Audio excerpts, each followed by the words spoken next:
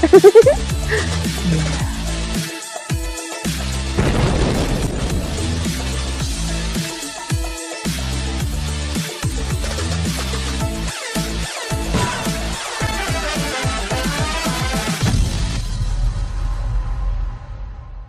on.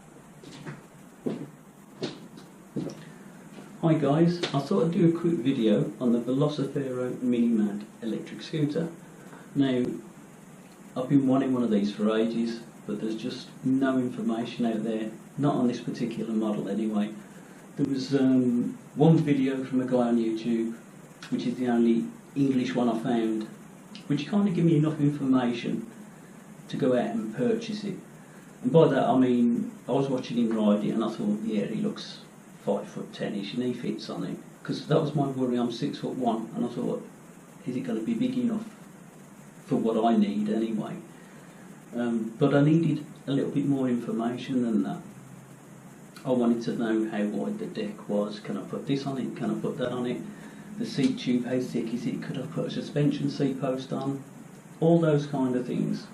I'll also show you how to make this fender, this rear mudguard, which looks, I know you can't see it from there, I'll show you in a bit, looks great. And I've come up with a way to show you how to draw it at home using graph paper. So you just copied my picture from the ones that I put up, and then you'll be able to make the perfect, exact same copy as this. So let's get to it. I almost forgot, let's go through the legal shit, and it is shit. At the moment in the UK, these are illegal to ride on the pavement and roads.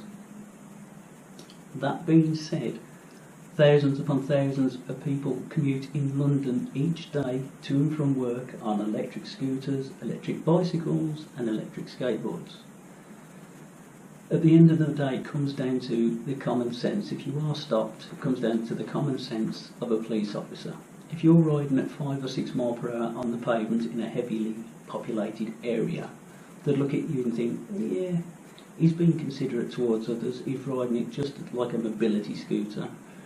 We'll leave him be, we've got more important things to deal with. But if you ride it like a dick, then they're going to throw the book at you. So these are things that you should consider when you're thinking of spending £530 on an electric scooter. Right, now that's out of the way, let's get to it. Right then folks, it's now time for the good, the bad and the ugly.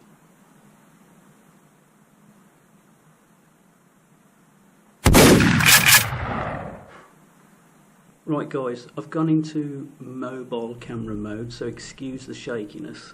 But this is the first thing you'll do when you start setting up your scooter. To put the handlebar stem on, you'll need to put this bolt through, then the washer, then the split clip, then the nut. That's the first thing. So far, so good. The next thing you'll need to do is locate the quick release lever, put it into position, tighten it up, lock it down. Again, so far, so good. Right then, while I was actually doing the handlebars, there's a few stickers you need to pay attention to. There's some silly ones and some important ones. The first one is minimum age to ride this is 13 years of age. Then right above it there'll be a sticker saying may contain small parts which may be harmful to small children. I don't think any 13-year-olds or above are going to be putting nuts in their mouth. Saying that though, this day and age wouldn't surprise me. Ooh, look, a nut. Now we come to the important one. Do not unscrew more than 3 turns. Now I'm guessing behind there's a little cavity with a nut just slotted in it. I don't reckon it's stuck in, because they wouldn't put this sticker on otherwise. If that is the case, it should have been welded or stuck in place, but I'm guessing if you undo that more than 3 turns, that the little nut is going to go wee all the way down, and you're never going to get it back on unless you pull all these cables out and pull that centre section out, then put it back on. So don't do it. Anyway, I'd advise you not to adjust it too much anyway. Reason being is when they put all these cables through. I've tidied them up a little bit at the top end, but they've just shoved them in. They haven't done them neatly. They haven't tried to put them side by side so they all come down this channel nice and neatly. They've just shoved them down.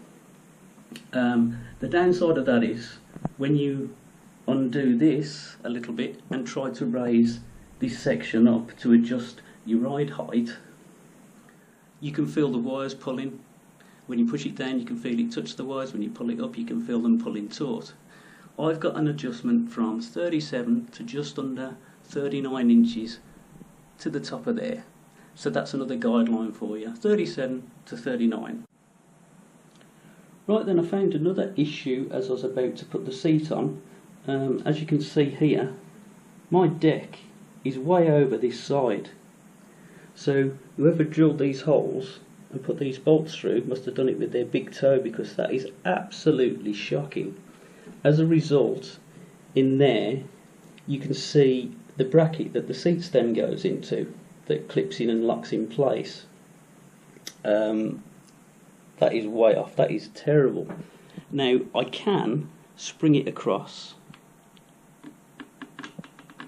It's forcing me, but I can spring it across.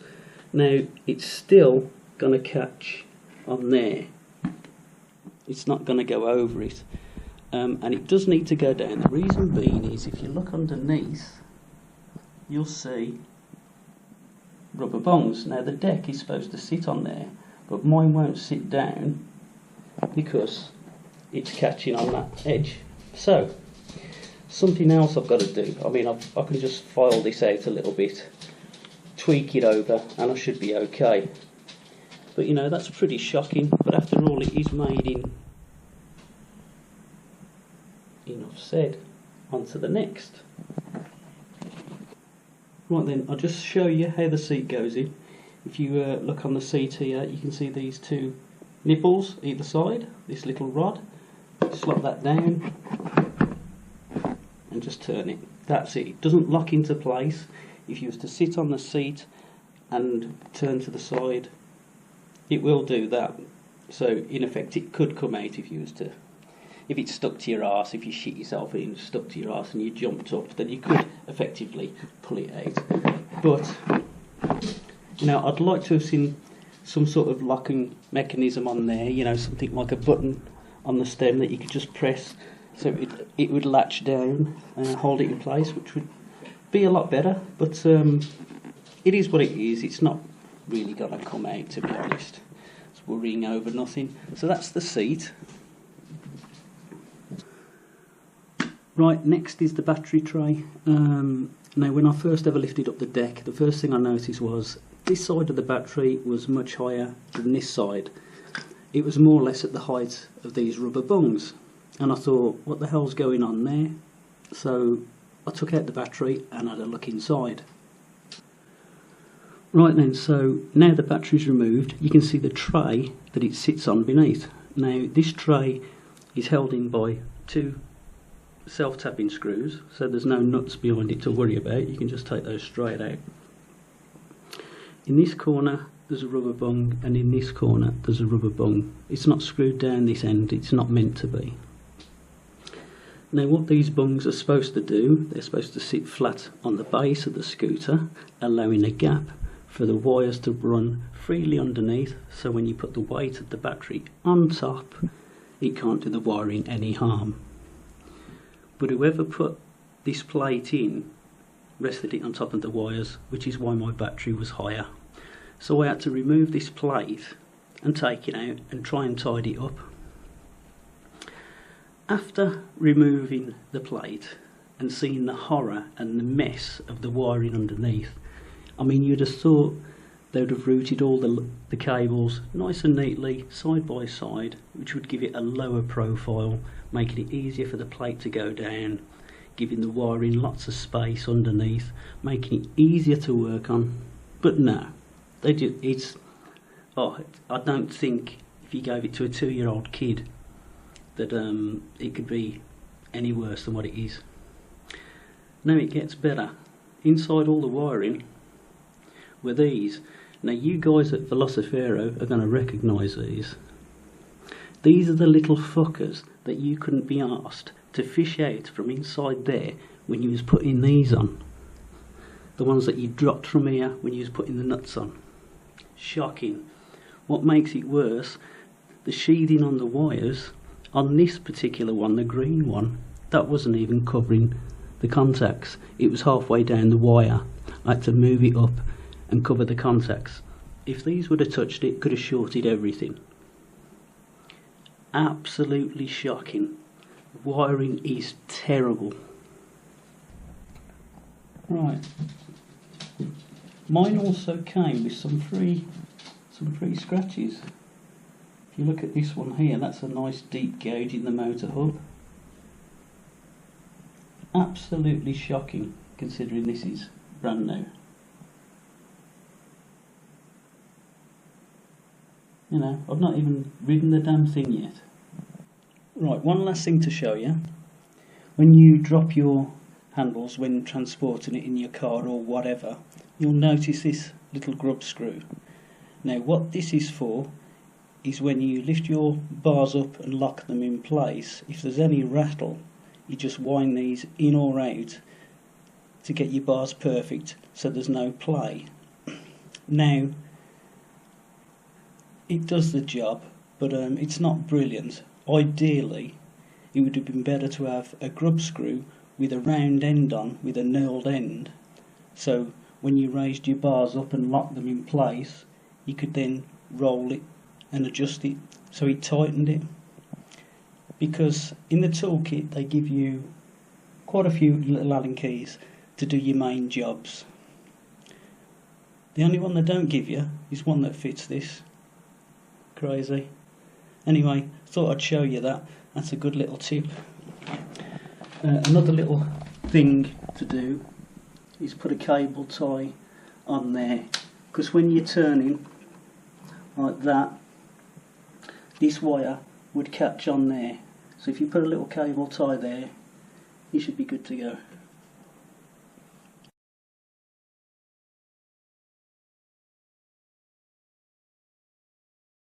Right then, now this is a picture of the pattern that I made for the mudguard. Now I'm going to take some still pictures of it, and you can zoom into them, pause it and do whatever you want. But just a few things to point out. Now when you look at the picture and you see these little V's, what's happening there is they're indicating where the line touches dead centre of the squares. And then sometimes I'll do a V where a curve starts and where it ends, because the line is on, it's actually on the line there, it's actually on the line there. And you've kind of got to draw this like a dot to dot. Follow my lines, count the squares, they're numbered, that's 11 squares up, another 2 up, another 12 up, the overall amount are here. So you've got that as a guideline to do your shape. Now the width of this is 4 3/8. The full width is 8 3/4, with a length of 11 1/4. So if I was drawing this, I would start from this edge, because you've only got a bit of a square here. You could make it a little bit wider, but the reason I made it this size, if you're putting a flat surface underneath something that's round, you don't want to see that edge. So I've made this to a size where when this goes underneath the back bar, it's not sticking out and you don't feel it, you don't see it. So this is the perfect size. So once you've drawn your pattern, cut it out, you can stick it then onto whatever you're going to cut it out of, flip it over, and that will be your pattern. Now on mine, the holes where I've got the cable ties through are around here and here. Depending on how accurate you make this, mark it afterwards before you paint it, if you're going to paint it. but the rule of thumb is if you do it to the size I have, your holes will be 14 to 15 mil in from the outer edge on these two sides. But anyway, you get the idea. That's the pattern. Now you should be able to draw it just through copying that. I don't know if you can zoom in with this.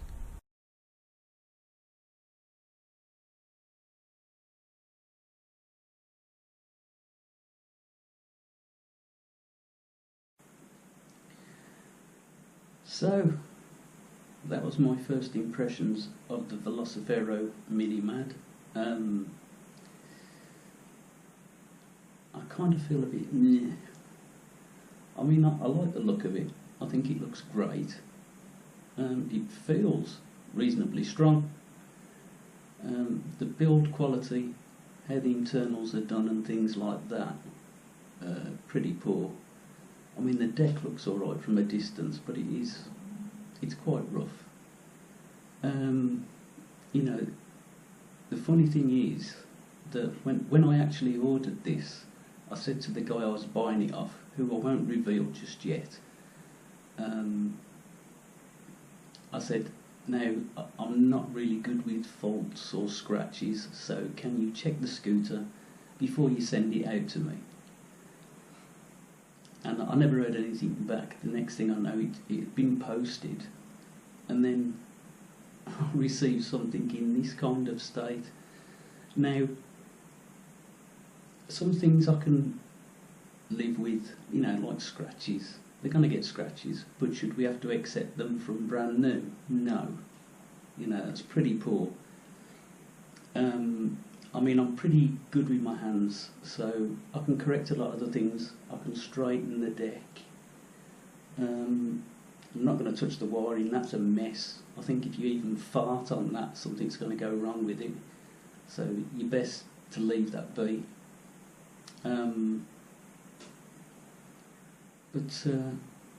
You know, and I haven't even ridden this thing yet. So look forward to that video when that comes, because you're going to see me doing it as is, my first try. I'm not going to have a little test on it before. I'm just going to do it when I do the video.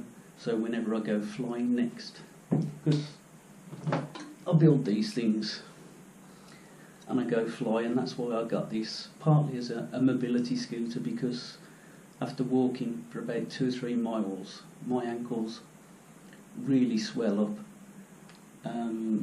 So I am purchasing it for a mobility scooter more than anything, but I can't get, you know, a 4-wheeler up my pathway, and especially through the porch, the way it's all situated. So besides which, I don't need a 4-wheeler anyway. I can still move.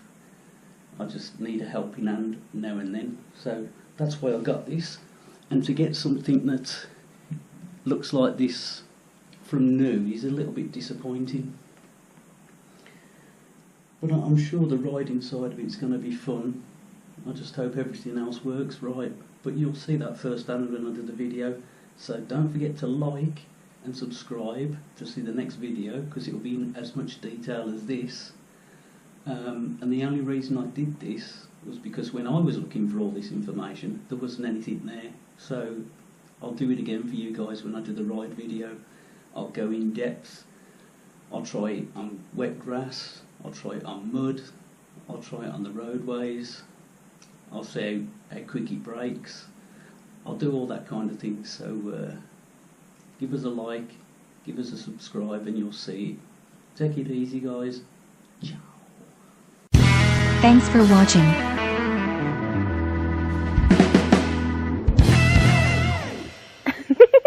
No.